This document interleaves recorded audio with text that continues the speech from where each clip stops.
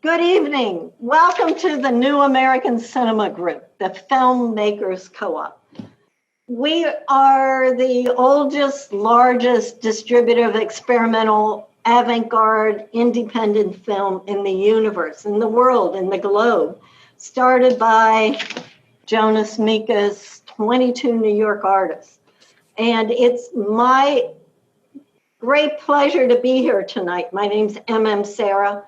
And we are sitting in the office of the Filmmakers Co-op in Manhattan. We're fortunate, we have a benefactor, Charles S. Cohen, has donated this space for the past 10 years. Rachael Guma on your upper left is in the paper archive, and she is our associate director. I'm honored and pleased to have this collaboration with the National Gallery of Art. It's an amazing program. It's called New York Pavements. And here tonight is the chief curator and founder of the film department at the National Gallery of Art. We should give her a round of applause, Peggy Parsons. Peggy Parsons started the film program in the late 1970s. She's an art historian, a film preservationist, and she's more interested in moving images than static ones. She's also interested in experimental film and untrained artists. Her assistant curator is Joanna Raczynska. And Joanna Raczynska works with Peggy as a programmer, but Joanna is also a filmmaker. She makes nonfiction films. She uses an experimental approach, and she has programmed experimental films for over 20 years at Hallwell's and now at the National Gallery of Art. I'm going to introduce the filmmakers who are present, give you a brief bio, and then Peggy will tell you about the program. Gregg Biermann. Gregg Biermann is a filmmaker. He makes films, videos, multimedia since 1988. He's a tenured faculty at Bergen Community College. He's co-president of the Filmmakers Board of Directors. And these computers you see over here, Gregg Biermann built those for us. So it's a working board. It's filmmakers working together for the community. Next is Abigail Child, the beautiful Abigail Child. She's a filmmaker, she's a poet, a writer. She's been working in experimental film and media since the 1970s. She's completed over 30 films, videos, installations. She's also published 6 books on avant-garde film. She's interested, her work deals with the interplay between sound and image and the narrative tropes. Next is Coleen Fitzgibbon, and she's an experimental filmmaker who studied at the School of Art Institute of Chicago, made amazing films on Super 8.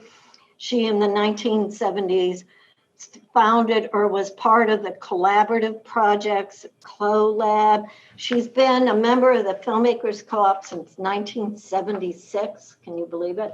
And she's been on our board and helped us organize our Paddle Aid auctions and part of the working board of directors. It's my great pleasure and honor to introduce one of the founders of the American Avant-Garde, Ken Jacobs and Flo Jacobs. Ken's work is ceaselessly and boundlessly in film, video, moving image, performance for over 50 years. He began in a mode of guerrilla filmmaking, shooting anarchistic and exuberant and politically astute films. Theatrics in the streets of New York since the 1950s. I'd like to also introduce Flo Jacobs, who is a guiding force with the Film Co-op. She was one of our first accountants, right? You did the books. And she's also involved in film and the founding of Millennium Film Workshop. Oona Mekas, where are you, Oona Mekas? Oona Mekas was born and raised in New York City. She's the daughter the filmmaker and poet Jonas Mekas, and the photographer Hollis Merton. She grew up immersed in the world of art and cinema, and for 15 years she was a curator at Anthology Film Archives. And she has acted in films, she's written films, and she made one of my favorite independent films in our collection. In 2013, she made The Sleepy Man. You really should see it. The Sleepy Man is magic realism. She wrote it, directed, and stars in it. Next is Sebastian Mekas. Sebastian Mekas is brilliant. He has his degree in quantum physics from Oxford University. And he's currently organizing the Jonas Mekas estate at Manic Contemporary, preserving his films. Anything else you want to add? He's a scholar, film scholar, and immersed, like Oona, immersed in the avant-garde film scene. I'm Serra. Stands for Mary Magdalene. And can you believe that? Why shouldn't I make films with a name like that? So I have a passion for experimental cinema, and I'm inspired by Jonas Mekas. I read his writings before I even saw his films. But I studied filmmaking with Shirley Clark years ago at UCLA. And I've been at the co-op since 1990, first on the board, and now working as the director. And I think that's exciting to be part of a community working together for the common good. And upcoming, Rachael Guma and I are organizing in solidarity protest films. We'll tell you about that later. It's my pleasure and honor to introduce Peggy Parsons, who's going to tell you about tonight's program. Hi everyone. I hope you can hear me, and I hope you can see me because the light is fading very quickly. There's a window, and I see the wind, and I think the rain is coming, and there's not much light in this room, so I'll talk fast. The program is apparent because there's a link that I think you all received from MM. It was on the gallery's website, and I'll tell you why in a minute, but it's no longer active on the website, but the link is active because MM Serra has the link, and it's going to be active through September 11th. So if you don't know the films, or if you would like to see the arrangement on the page, then MM has the link for you, but it's not on the gallery website any longer.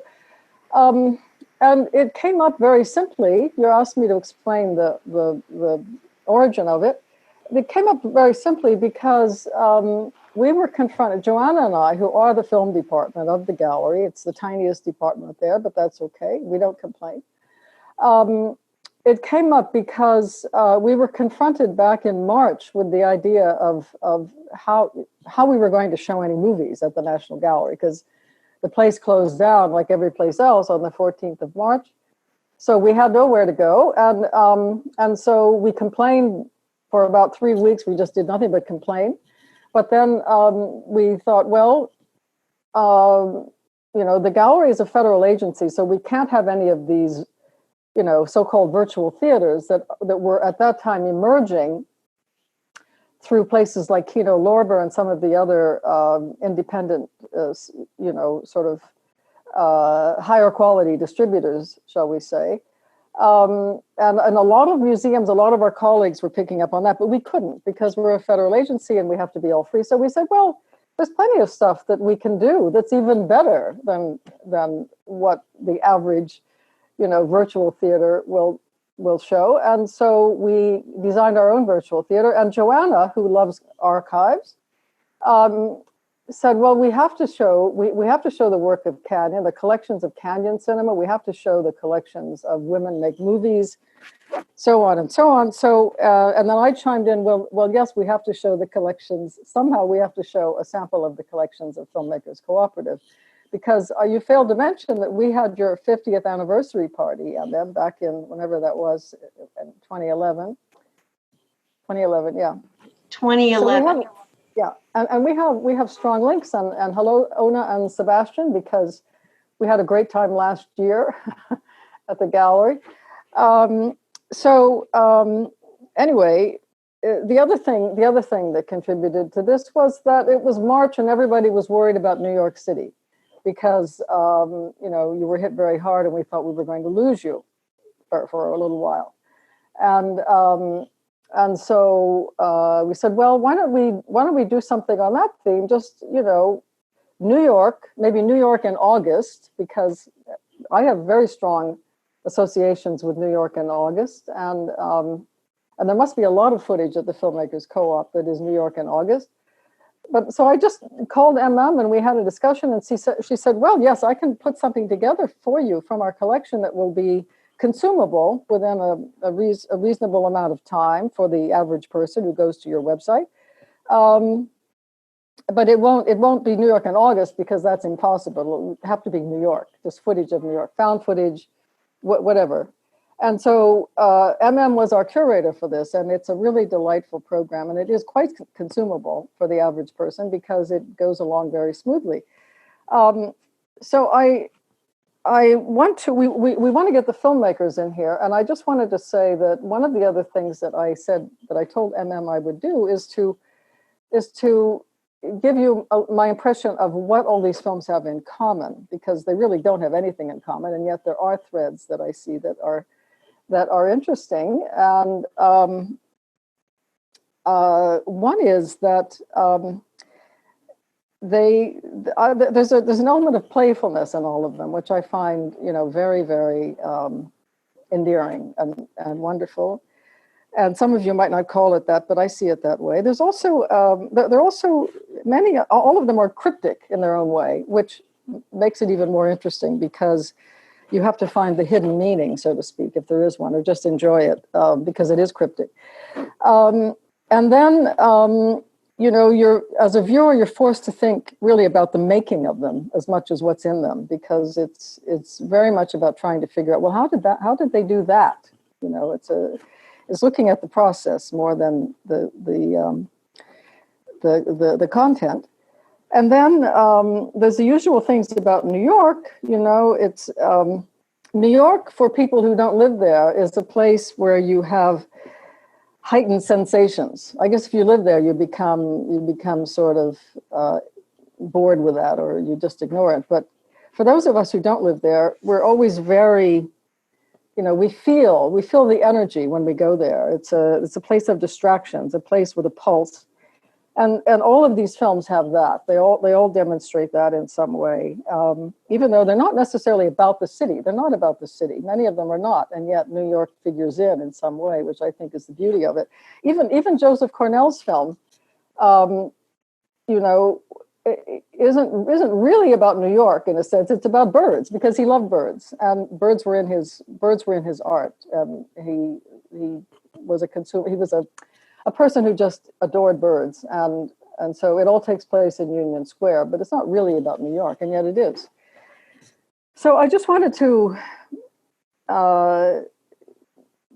do one thing before we move on to the filmmakers, and that is I want to read the text, which I copied down, the text of Jonas's film about Central Park, which I find really encapsulates what all these movies are about. And it's a poem, because everything that Jonas did was a poem, and his words are a poem when they come out of his mouth. So I wrote all this down, and I just like to read it. It's not very long, from the Song of Central Park. That's what cinema is. Single frames. Cinema is between the frames. Cinema is light, movement, sun, light, heart beating, breathing, light, veins. In the background, those are the steps of the filmmaker as he walks the city, day and night, day and night. In the background, the music of the people. In the background, those are the voices of the children of the people. In the foreground, those are the cameras of the filmmakers. In the background, you hear another music coming in, Mozart. And now, the music of the gods and the cameras of the filmmakers begin to mix. And that's the end of his text. And it's a beautiful poem. And it really describes, I think, what these films are, you know, it's what they are, really. And the other phrase that I love from Jonas, which is a text in one of his other films, these are the fragments of paradise, which I think is such a beautiful and simple and eloquent statement.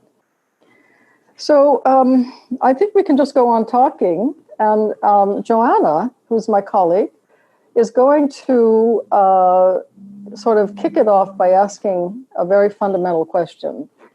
So can we go to Joanna? Hi. Joanna, are you there? I've been here the whole time. Okay. I'm still here.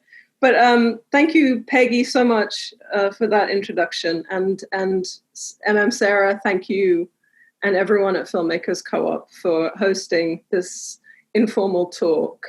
I'm so thrilled that we could show some work online, because as you know, sometimes it's very hard to show films, properly online, digitized, when they're not supposed to be. But Filmmakers has done such an incredible job making the archives more and more accessible. So thank you for that.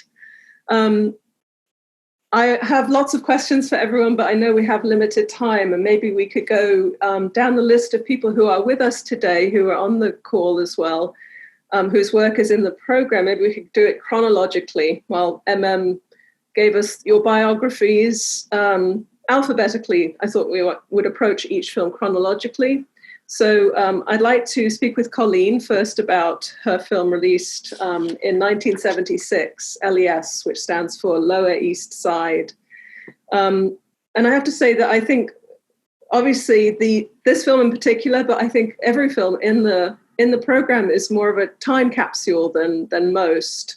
All have experimental approaches, beautifully rendered and individualistic, but the essence of the documentation of New York City is what really stays with me from every single title. And everyone's approach may be different, but everybody reflects this moment, specific moments in time.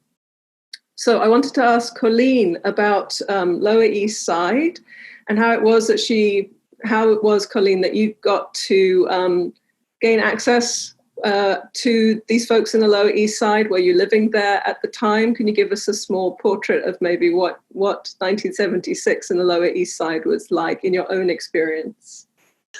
I was living in the Lower East Side. I came to New York in '73 to go to the Whitney program, and then lived in various places and started filming pretty much by '73, '74, because New York was burned out, and I had come from Chicago, which was also pretty desolate and burned out after all the riots. But New York was really burned down, and I found it shocking, really. So I would just get on my bike and go around and film people. And, you know, people were pretty nice in the Lower East Side, so I would talk to people. And then I had a lot of footage.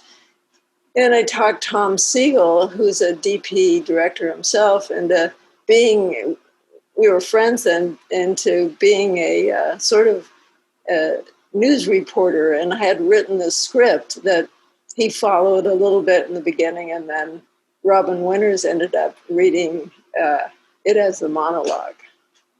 But I just want to say that, you know, all the films are really great, and I think we were all pretty influenced by Marie Menken, who we all saw. And it was interesting to see all the films sort of in different decades, you know, like, so I thought picked a great selection so you could see New York over, basically from the 40s to up to now with Gregg's film. Absolutely. I think did an amazing job bringing these all together, and as you say, over 50 plus years. But also it's quite an amazing cross-section of the Filmmakers Co-op archive itself, which is daunting if you think you want to put together just a handful of films to represent an archive. This is like the best example of that this program is extremely strong. So Coleen, thank you for sharing the impetus and the beginnings of why you made LES, or Lower East Side. This is sort of the question I'd like to ask everyone, but I'm glad that Coleen touched on Marie Menken in particular, because watching Abigail Child's film in the same program as Marie Menken's Go, Go, Go really gave Mutiny a new, not, I don't want to say life, but new meaning for me personally, because the editing, when I first saw Mutiny, which if I understand is part 3, as it says in the film, part 3 of Is This What You Were Born For?, an ongoing series that Abigail Child had worked on for many years. The staccato editing of the piece and the way that you approach your soundscape really just blew my socks off, and I think stands the test of time for sure, but it's also still such a puzzle to me. And I'd love to hear from you how you approached your material when you were editing, and honestly, I'd like to know what your technique was for developing this soundscape that seems to be, in our perception, might be in sync with the images, but I imagine is much more complicated than that. Thank you. Thank you, everybody, for being here. Thanks, Serra, for curating, and thank the museum for hosting this show. Mutiny, it's actually part 2, I believe, of the series, and I had outlined it in the late 70s that I would play with sound and image and do all the different connections that were in my head or possible.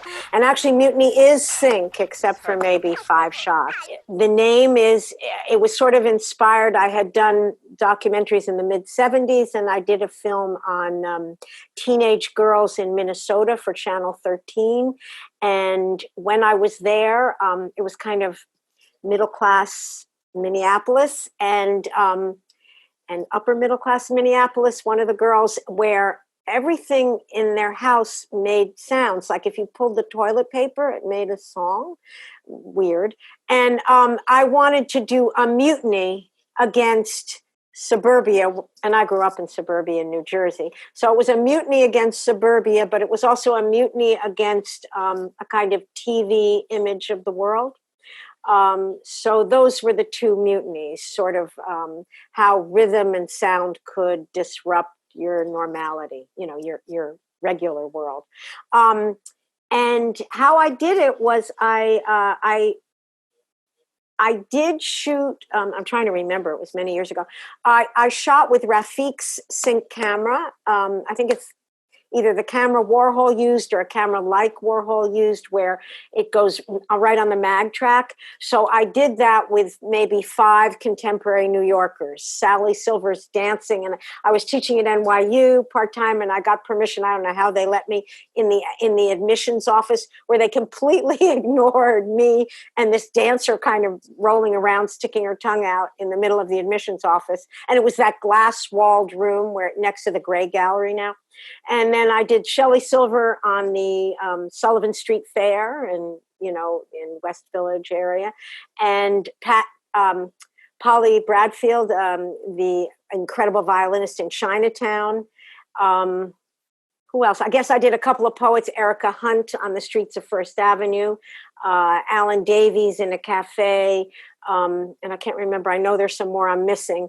Janice Perlman, who at that point was a co-curator at Film Forum and then moved to Texas. So I did them in sync, currently shot. And then I went to the outtakes of those documentaries that I had shot in previous years that I wanted to fragment, destroy. I'll try to be quick. I know everybody else wants to talk too.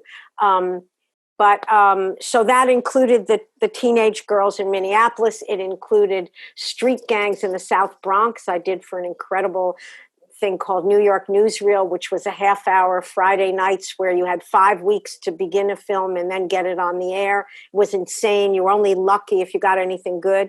And there might have been another, Game, my first film ever, black and white, of a prostitute and her pimp. Second film ever. So I used the outtakes and the stuff I shot, and I made cuts for the language. So I had bins, it's film, so I would hang the bins up and I transcribed on pieces of paper. I have all these sheets of paper, all their words, single words, phrases, alphabetized. And then I wanted to make a dance and a piece of poetic statement. And that's how I edited it. And mind you, it took forever. It took a year to make 10 minutes. And then I also used the beeps from Rafik's camera because it would go beep every time it started and stopped. And I think there's maybe 3 things that aren't sync. And one is a black dancer in pink that's gone red. And she was just so beautiful. And a few of other little films, little fragments. So it was really a kind of poetic movement through the pieces. And what else? Is there anything else to say about the structure? I'm not sure it's in that one, but it's in many of my films at that time, a spiral structure. So if I, started with, let's say each person was A, B, C, D, E, I would go A, B, C, B, C, D, so I could build some kind of structure that was invisible to the audience, but held the piece together.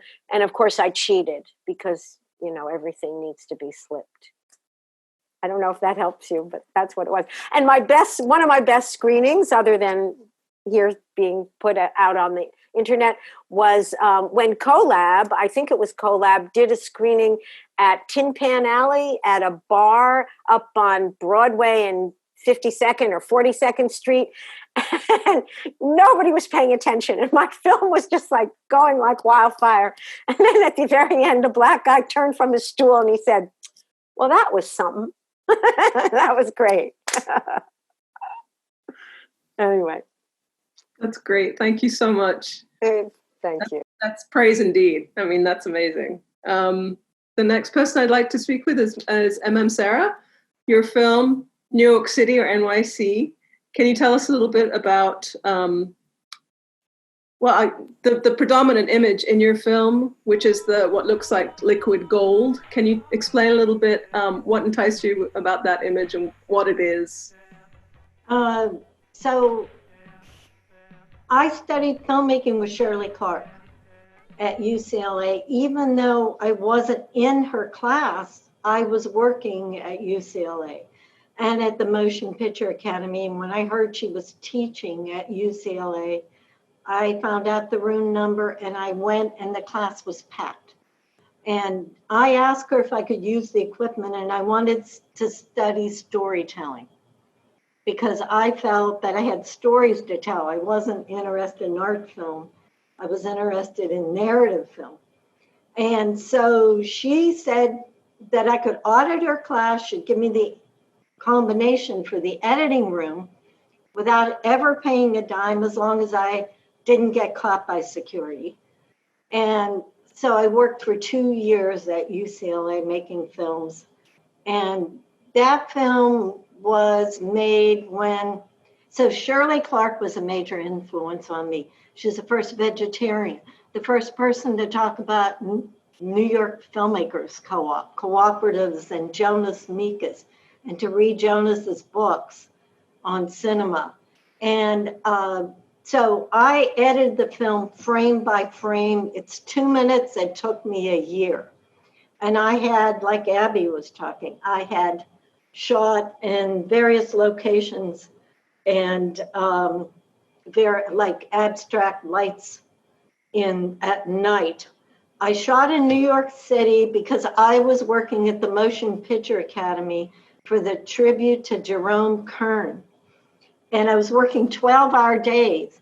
And some of it was out of my window, but I had heard Trump Tower had just opened. And I heard to go there and take a look. And I thought it was just atrocious because everything was gold, even the fountain, and ostentation.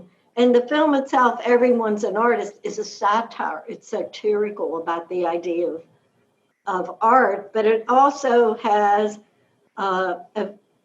milieus in it. And I was working at the Motion Picture Academy, and they threw out some footage of Méliès because the exposure was wrong in preservation. So I took the footage out of the garbage can and inserted it in, all right, I don't know if this is legal, but inserted it into my film with the dancing stars and the idea of stardom and celebrity culture.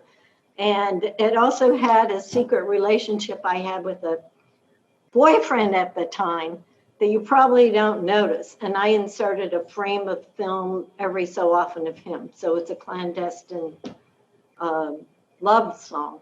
Can you believe that? You don't see any of that, but it had storytelling in a vertical way. Does that make sense? Makes Probably. sense. Makes sense. So it was a narrative to you, but maybe not a narrative that's legible by the viewer. But over time it is. But I hadn't seen it. I hadn't seen it in decades. Jonas offered me a retrospective. And when I showed the film, he liked them and he preserved them. And that's how it became visible like 30 years later. Does it? Oh, right. Thank you. thank you so much.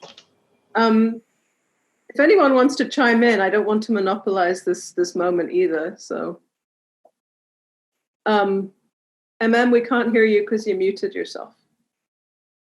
Gregg Biermann, Oona Mekas, Ken Jacobs.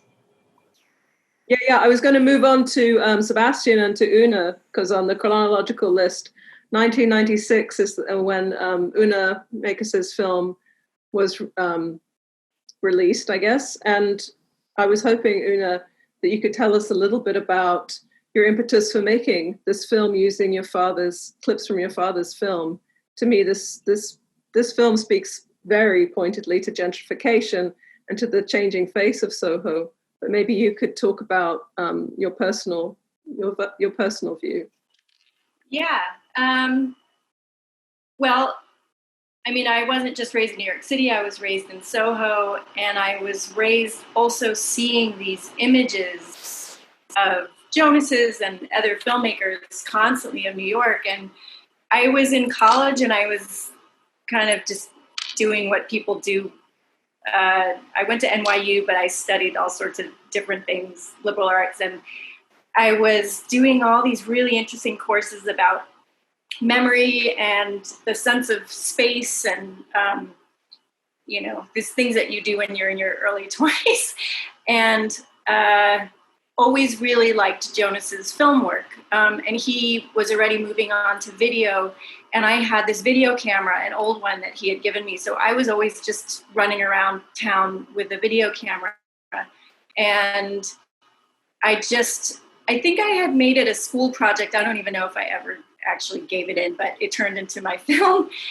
He taught me how to edit on his editing machine, which was this big hunk of stuff back then.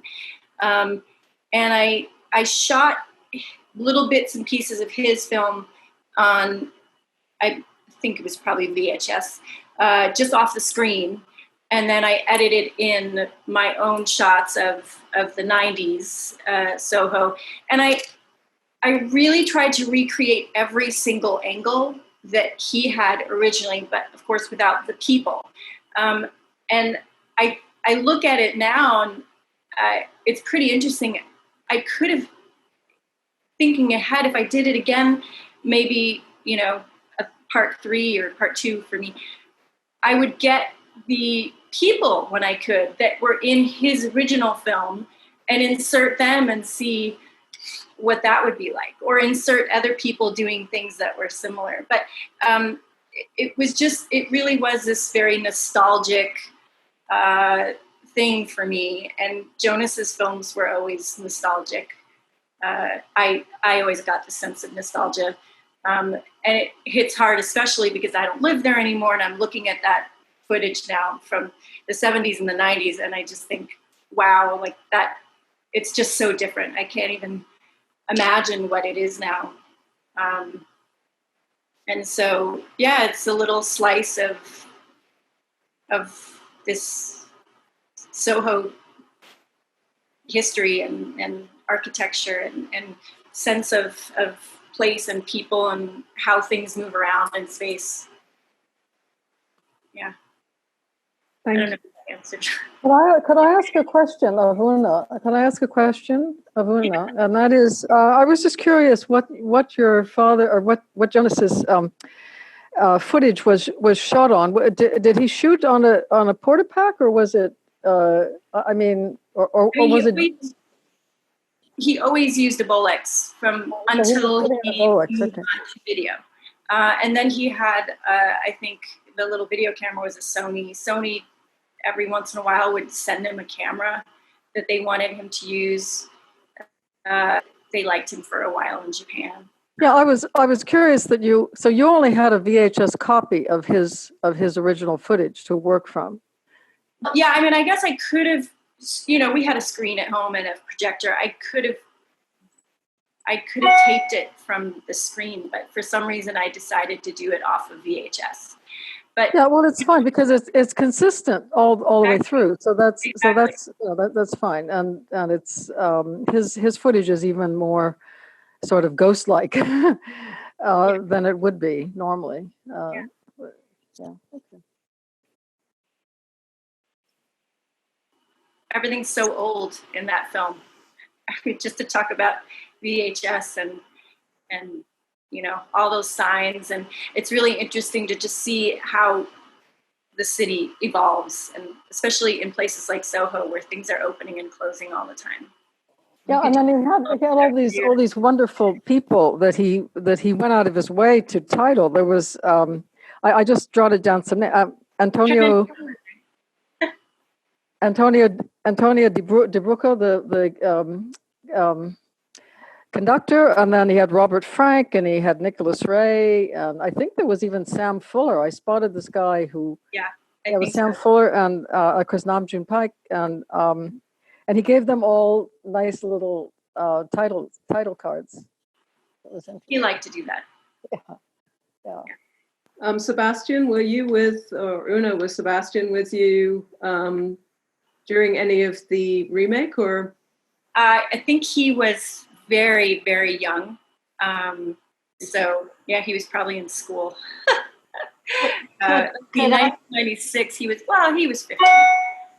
Could I just say that Sebastian, first of all, when I was putting this program together, how could you do a program on New York if you didn't have a Jonas Mekas film, right?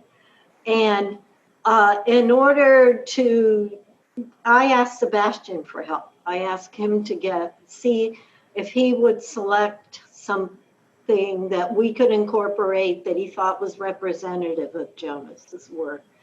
And Sebastian chose this incredible footage. And that's why I thought perhaps, Sebastian, you could tell us, because Jonas had so many amazing films, but this selection, his manifesto, was just perfect for this New York Pavement show. Yeah, first of all, thank you, MM, and thank you, Peggy and Joanna, for organizing all this. If this footage looks a bit familiar, you might have seen this in the 6th reel of Walden, the 3-hour film Jonas made in 1968. I think I chose this in part because it did very much show how our father saw New York, this contradiction of the city that he identified at the Central Park with Walden Pond and all that you can say about that.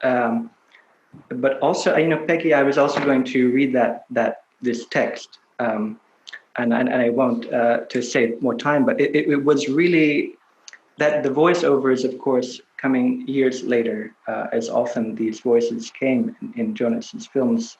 But he thought this footage, more than condensing his views about Walden, it's really one of the central scenes of that film. It's also somewhat of a manifesto for his style of filmmaking, and that voiceover, that text, really is one of the best expressions of that I have seen, and that he expressed. Thank you, Sebastian. Yes, thank you so much. I wanted to turn to Ken Jacobs and to Flo Jacobs, who are also here and who obviously have a very long history with the Mekas family and who were co-founders of the New America Cinema Group. And Ken, I wanted to ask you, and Flo too, because to me, in my mind, you are a partnership and you work collaboratively, even though perhaps you don't say that, but Flo, you're always in or around Ken's work. I wanted to ask a little bit about the source material for your film Hot Dogs at the Met, or perhaps maybe, Ken, you would like to talk about your impetus for this particular title, which also, if I'm not mistaken, features Oona and some other people that we know from film history, like Peter Kubelka and so forth. And his daughter. And the little girl in the movie is his daughter, Louisa. Mm-hmm. You play with her. Oh. Oh, well, this is all amazing. I can't get over this phenomenon right now.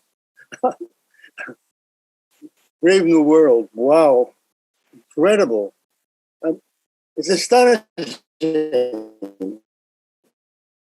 Hello to many of you. I don't want to say names, so I'm not going to get them all. So wonderful to see you in this crazy way. Hi. Well, can you ask a specific question, like which subway? What time of day was it exactly? Which subway? Afternoon, Flo says. She remembers facts. I only remember impressions. I think there is Oona's mother. Oona's mother is on the train, isn't she, with a camera? Yes. Yeah. Isn't that Oona Mekas? Yes. I used a still of Oona's beautiful face. I was shocked to see that, actually. Those two little girls, you said it's Louise Kubelka and Oona together are absolutely priceless. It's one of the most beautiful sequences that I've seen in such a long time, to see those two little girls together.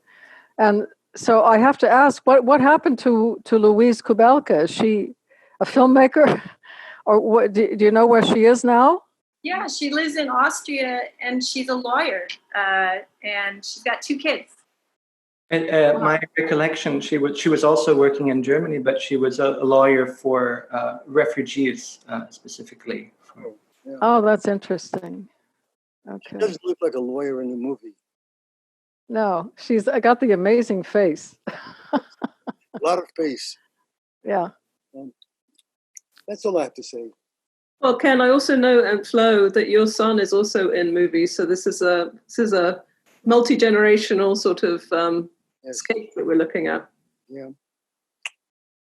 And then finally, we have Gregg Biermann, who's also here, thankfully. Gregg, how are you doing? I'm all right. Good. Can you address this main question of your approach to your piece? Sure. Thank you.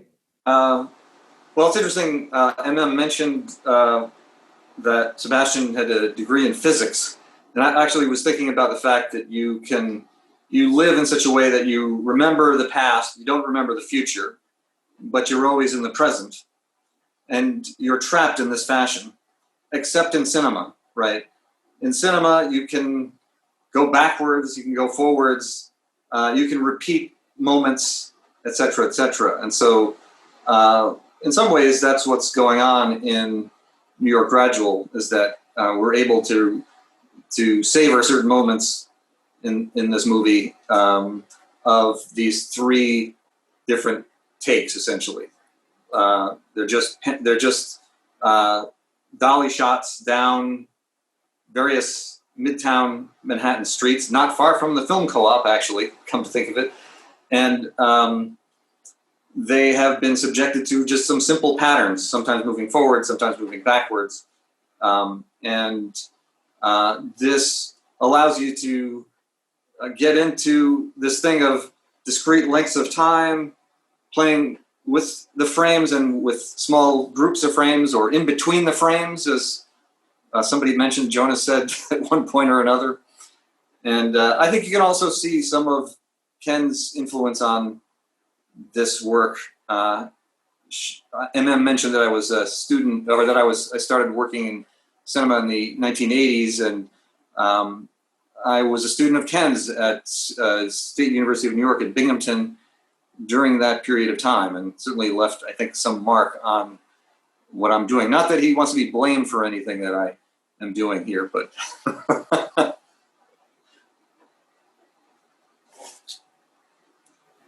You have to tell us, can you, or I'm sure Joanna was going to ask this, but I have to know about the music, because those 3 passages of music with I think there were 3 sections, and each had its own soundtrack, and they were, it was quite a phenomenon to put a headset on and watch that with the soundtrack.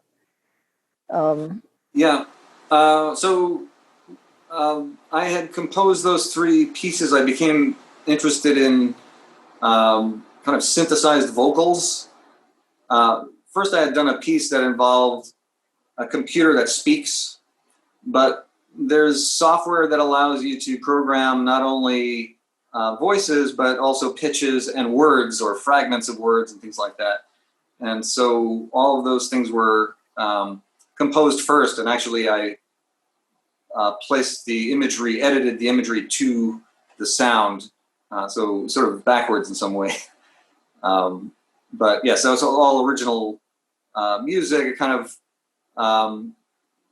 some kind of polyphony of the future, but it harks back also to like this idea of a gradual.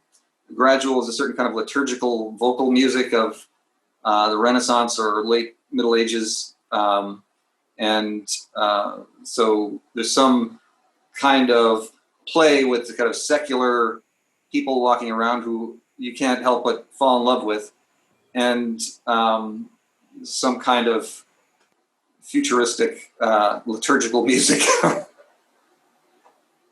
Is there anyone here that would like to ask a question? Let's just let people ask questions. What do you think, Rachel? Devon, do you have a question? Devon has a question, I'm sure.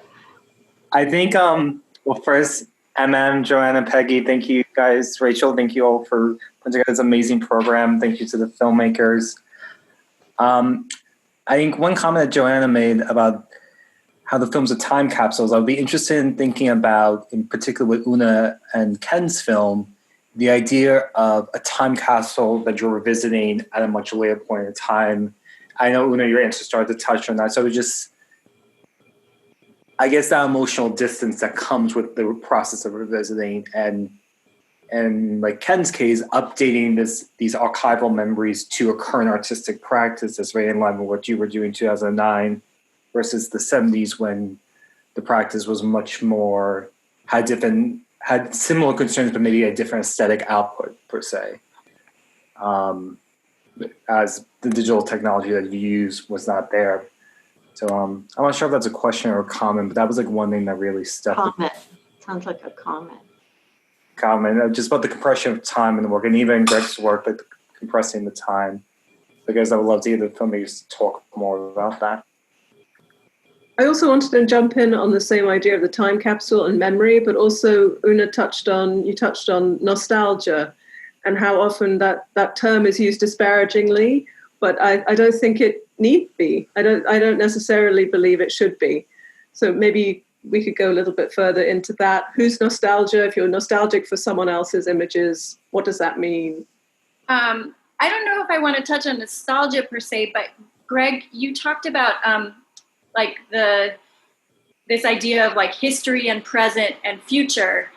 And this is just a little anecdote. It's not, I don't know, it's only kind of an inside joke, but probably a lot of people in this group know about it. But I was rewatching my film, which I hadn't seen in a long time. And I was looking at my footage of West Broadway that was the same exact platform, et cetera, that Jonas filmed in the 70s. And I had to pause it. I was laughing because in 1996, I shot the Stendhal Gallery doorway and sign. Stendhal Gallery is where I ended up getting married and actually Stendhal Gallery is where Jonas had some of his artwork, and the Stendhals ended up being kind of crooked with him, and that's a whole nother story that can be Googled. But this idea that I had already seen my future in 1996 when I was shooting it, but I just didn't realize it. And that was super fascinating to me. And I, you know, it's not funny to everybody, but I'm sure there are a few people who heard the story about how, you know, Harry Stendhal, I think Jonas wrote, you know, some things about it, and he may have even made a video. Isn't that correct, Sebastian?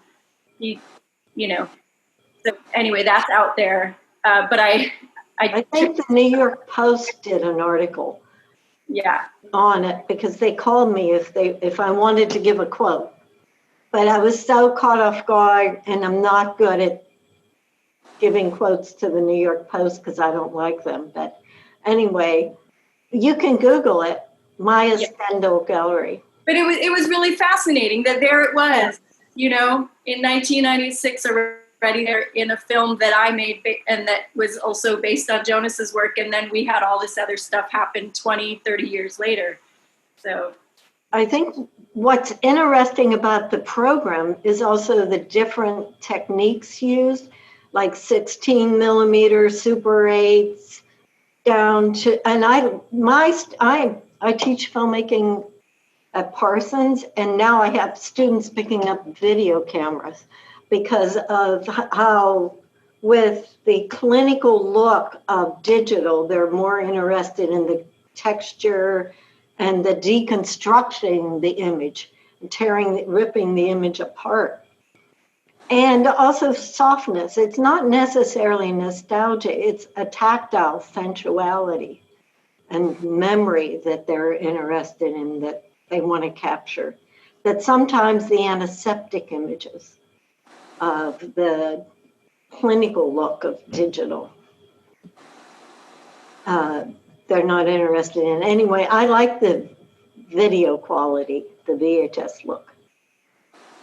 that's probably nostalgic in itself, then. Yeah, but they don't have nostalgia if you're 23 years old and you're studying filmmaking. They have a desire for that hands-on quality. And there's a whole new... What?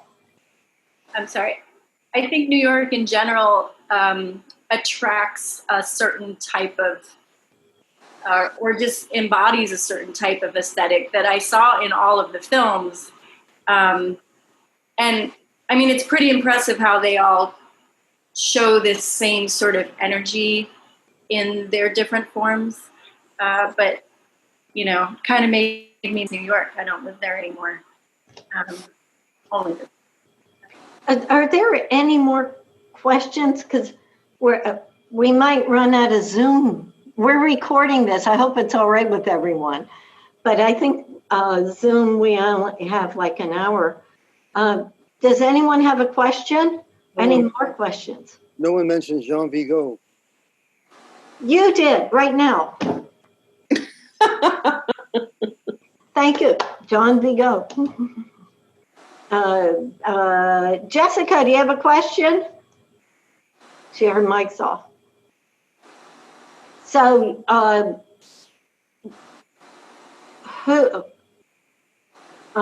Rachel and I, shall we wrap it up? What do you think, Peggy? You're a chief curator at the National Gallery of Art. Thank you very much. No, this was really wonderful. I'm thrilled. I feel very humbled to be in such august company with all these amazing artists. So I want to thank you all, and Sebastian and Oona, who I hope to see again. We had such a nice time last summer. And you couldn't join us, but we had a wonderful Jonas program last year. Look, I got my Jonas. You got it on, yeah. This is one thing that's so nice about all of this is that it's a family. It's a family. This is kind of a family reunion. Even if you're slightly outside the family, you still feel that you're a part of it. It's very interesting that way. But thank you so much. And the co-op is just such an amazing resource for everyone, and it will go on forever. Well, I hope so. Could I introduce two people? Can you hold on for a few minutes? This is the curator. Is it all right if I introduce you? Chelsea, don't go away. This is Chelsea, who's we just preserved 14 Vanderbeek films working together. Chelsea, you want to tell them about a preservation project we just finished? Sure. It was 7 animated collage films. There are a couple more that weren't included in that because they had been preserved previously. So it's not all of the collage films, but they look incredible. We did a lot of looking at a ton of different distribution prints and different camera elements and tried to make sense of what was what, which is very difficult with Vanderbeek because everything's, mislabeled and getting a sense of the process is really interesting. A lot of stuff trying to figure out if it started at 35 and went to 16 because they're some of the first films that he made. And they're beautiful. You can see details in them that, you couldn't see before with the earlier transfers. So it's popular titles, Breath, Death, maybe a lot of you guys know, and Seesaw Seams, Wheels #1 and Wheels #2, which Filmmakers Co-op had a print of. There's one print that we could use. And this is going through all the material that's out there pretty much being tracked down from all the older distributors and MoMA and all that. So that was very exciting. Also a damn rig bed. We're going to put it on Vimeo on demand so you can see it for one. We're going to do, a week-long free streaming and then hopefully have a similar kind of conversation with some people. We haven't figured out the date and stuff yet, but of course it would be great to project them. I mean, that was a question I was wondering for all of you, which seems like such a boring question, but just in terms of that, getting into that zone of nostalgia and film and video and texture and stuff, if,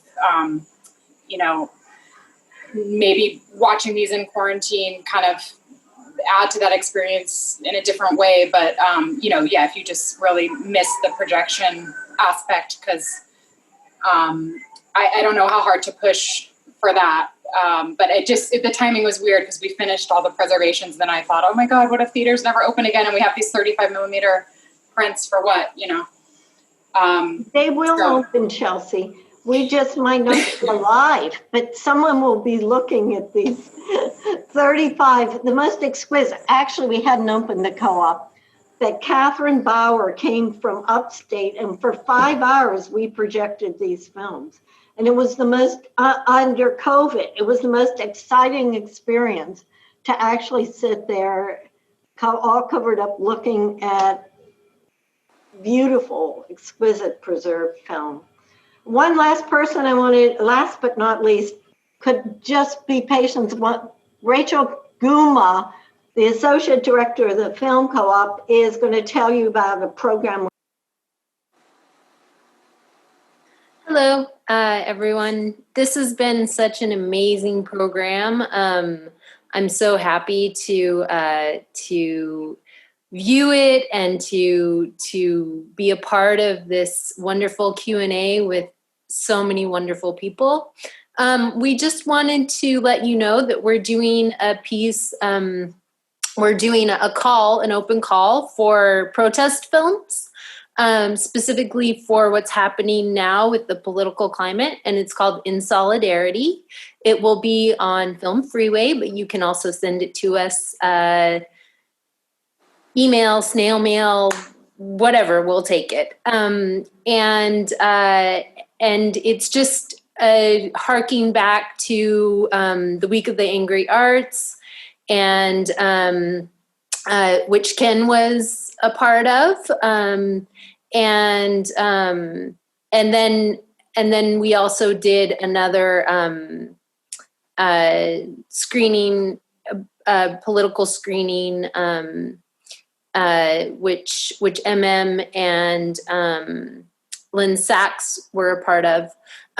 So we're just, we just want to continue that history and bring about, especially when the election that's coming up. So just to bring that fire back into everyone. So keep an eye out for that. We'll send a link, and we'll get all of that going. And so I just wanted to thank everyone. This has been a wonderful, wonderful evening. Thank you all for coming and participating. I especially want to thank the National Gallery of Art, Peggy Parsons and Joanna, for agreeing to take the risk and do a virtual show, and also do the Zoom with us, because I know that Zoom is sometimes difficult to set up. You worried. Rachel and I actually tested the lighting and changed positions, and I love it. I love Zoom. Look at all your beautiful faces. Can you see? I mean, it's just wonderful. It's like a tapestry of creative, interesting people. And I want to send my love to you all, and thank you all for coming and participating. And please vote and be active and in solidarity with Black Lives Matter and all the protesters in the city of New York right now. Thank you. Big round of applause.